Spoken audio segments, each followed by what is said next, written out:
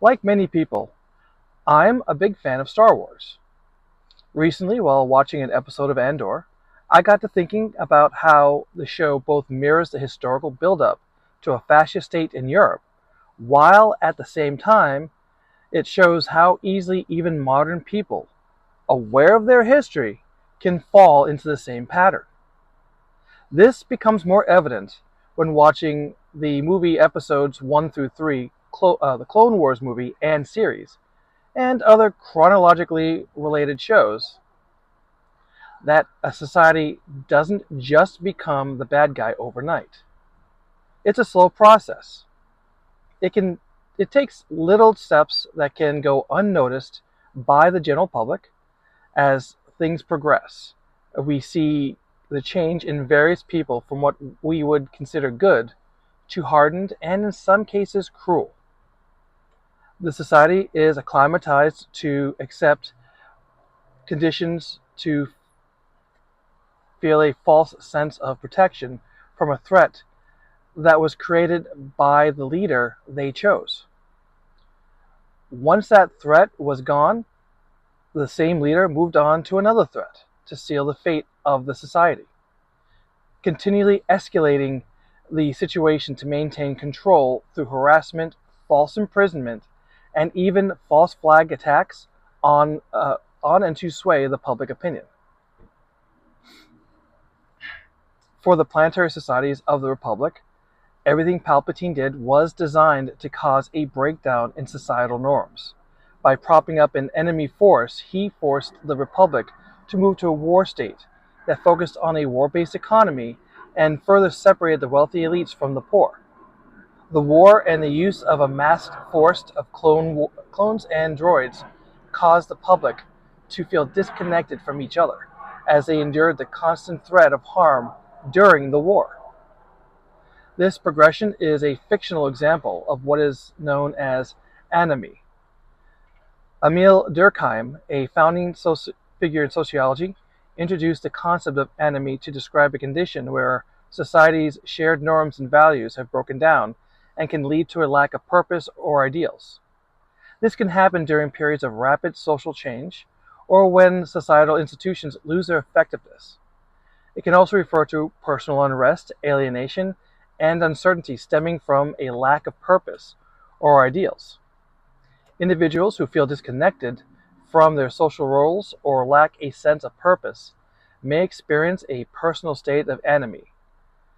This can manifest in various ways, including isolation, disengagement, and a general sense of hopelessness.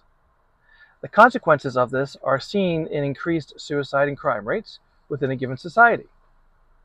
Robert K. Merton expanded on Durkheim's idea of anomie by proposing the concept of strain theory. This theory suggests that anomie can arise when there is a mismatch between societal goals and the means available to achieve them. For example, if everyone is encouraged to strive for material success, but not everyone has equal access to education, jobs, or resources, the gap between the aspirational goal and the actual means of achieving it can create a strain, leading to deviance. Robert Merton proposed different responses to anomie, ranging from conformity to rebellion. In some cases, people may have adapted to the new situation, while others might innovate, retreat, or even rebel against the existing social order. By the time A New Hope is occurring, we see that parts of society have made their choices. Some support the Empire through their adaptation to the new government. Most non-humans have been forced to live under criminal regimes along the fringes of the Empire. Most importantly, there is a rebellion underway. Fiction is fun, and as a viewer, we all know who to root for and why. What happens when we have anomic disruptive events in reality? History shows that one European country rounding up people of targeted groups led to pockets of society resisting by hiding some of those people or helping them escape, while others adapted and worked to help capture and even harm or unalive the targeted group, while the rest enabled the government through their apathy and inaction. In the US, increasing economic disparity has caused young people, who often have little to no access to education or employment that pays a living wage, to turn to crime as a way of making ends meet. Today we see the illegal suspension of due process and the potential of the suspending habeas corpus as a means to literally kidnap people from the streets and disappear them to foreign prisons.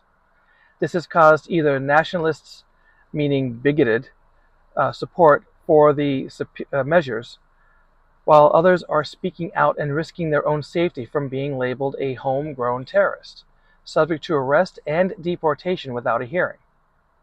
Each example also had the apathetic parts of the population who took no stand or action, their sense of enemy overwhelming them into apathy because they no longer know how to respond to terrible events. They disengage and stop fighting. Frida Adler coined the Anomie as the opposite of anomie, using Emile Durkheim's concept of social solidarity and collective consciousness. Adler defined synony as a congruence of norms to the point of harmonious accommodation. This is where we come in. If we allow atrocities to occur unanswered, we feed into the sense of anomie. If we instead form and strengthen our community bonds, reach out in support of each other, and stand up against the wrong, we starve this sense. A dictator's greatest strength is in the inaction of the people they rule over. Let's deprive them of this power. Speak up and protest. Work on improving your community. Support those who are different from yourself, but most of all, stay engaged. They want us to be quiet and apathetic. They want us to accept the ever-worsening conditions. History will damn us for not fighting back when we had the opportunity. If speaking out feels dangerous now, imagine how much worse it will get if we stay silent.